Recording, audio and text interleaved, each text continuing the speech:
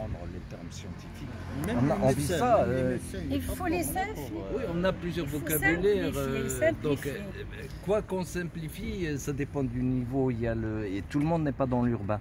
Tout le monde n'est pas à Rabat, tout le monde n'est pas à Casa. Il y a des gens qui sont dans le rural, qui connaissent même pas le nom de famille de leur épouse ou de leur Nous, on conjoint. reçoit des personnes du rural aussi. Même si on est Écoute, à- quand tu demandes à quelqu'un comment s'appelle ton épouse et qu'il ne connaît pas le compte, déjà à ce niveau-là, bon, il y a des niveaux.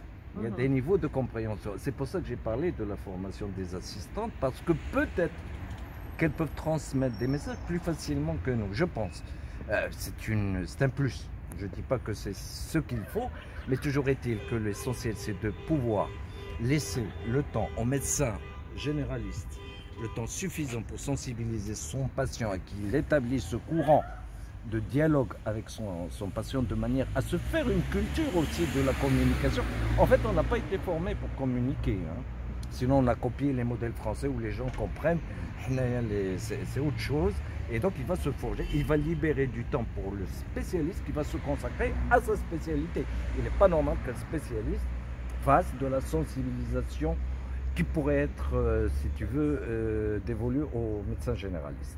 Et la communication aussi entre généralistes et spécialistes. Et c'est là que le carnet de santé, qu'il soit papier ou qu'il soit informatisé, est utile dans la mesure où le spécialiste aura toutes les données au préalable faites par le généraliste, mais il faudrait aussi valoriser ce temps de sensibilisation, de communication.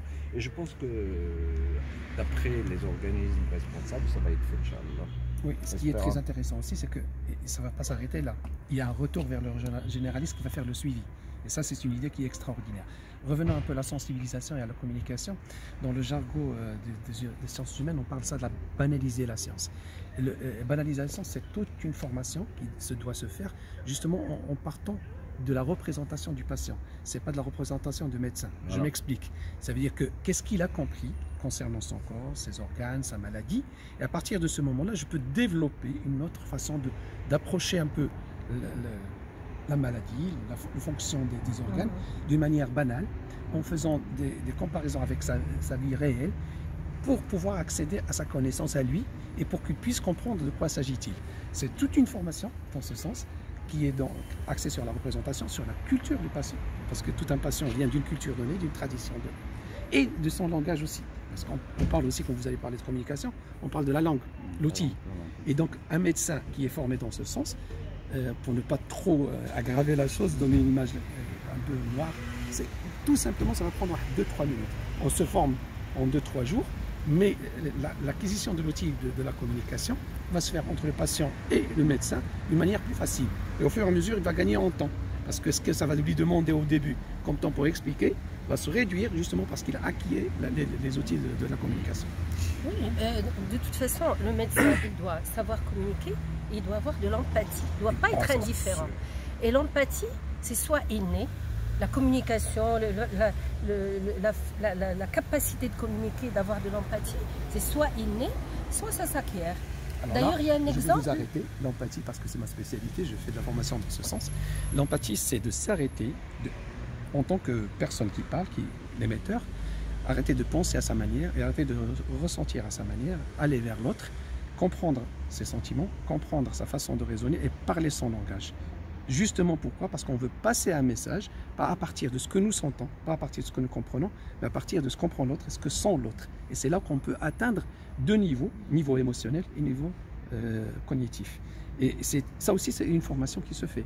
Donc, quand quelqu'un veut passer un message, je parle tout le temps avec des familles dans ce sens, avec les enseignants, l'empathie, c'est un outil de travail extraordinaire qui ouvre l'autre à comprendre et à écouter. Parce que l'écoute, c'est quoi? On a tendance à croire qu'on écoute l'autre. Mais en fin de compte, on est en train de s'écouter soi-même. Ça veut dire qu'on n'arrive pas à, comme vous avez dit tout à l'heure, aller vers le niveau culturel de la personne, du patient, de la personne concernée, pour pouvoir comprendre ses sentiments et comprendre aussi sa façon d'avoir compris ce qu'on lui avons présenté comme maladie.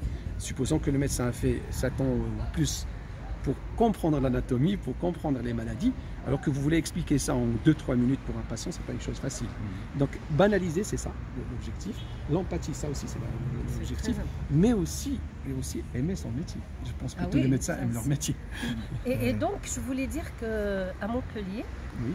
quand M. Bringer était doyen de la faculté de Montpellier, ils se sont rendus compte que quand on annonce une pathologie chronique ou grave à un patient et à sa famille, si le médecin n'a pas d'empathie, si le médecin regarde son portable en annonçant à une personne que son fils a un diabète de type 1 et qu'il va être insuliné ou qu'il a un cancer, l'impact sur la famille est catastrophique et sur le patient.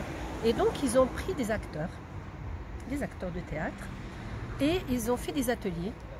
Et donc les étudiants étaient là et les acteurs ont joué le patient et le médecin pour que les étudiants apprennent, parce que comme j'ai dit tout à l'heure, et je ne sais pas si vous êtes d'accord avec moi, l'empathie peut être innée.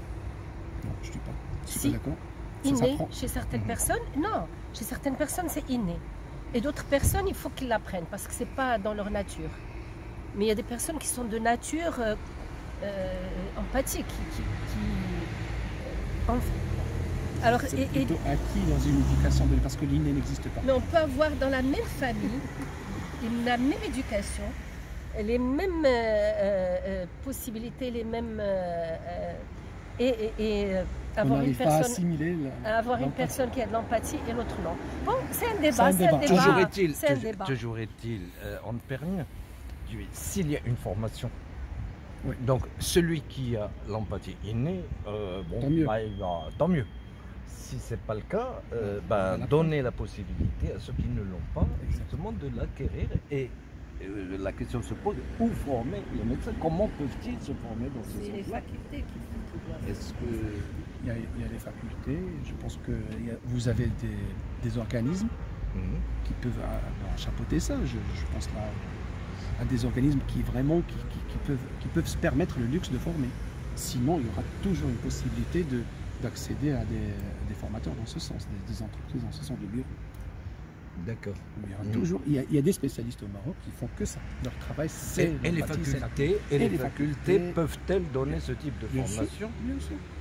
Aujourd'hui, la porte est ouverte. Donc, je pense que toutes les facultés marocaines ont la possibilité d'ouvrir une formation professionnelle. Maintenant, encore faut-il que les médecins soient intéressés. Est-ce que les médecins vont aller vers une formation pour apprendre l'empathie? Je ne sais pas, ils préfèrent aller faire... C'est ça le message. J'espère que le message est passé, qu'ils vont faire cette formation. Merci.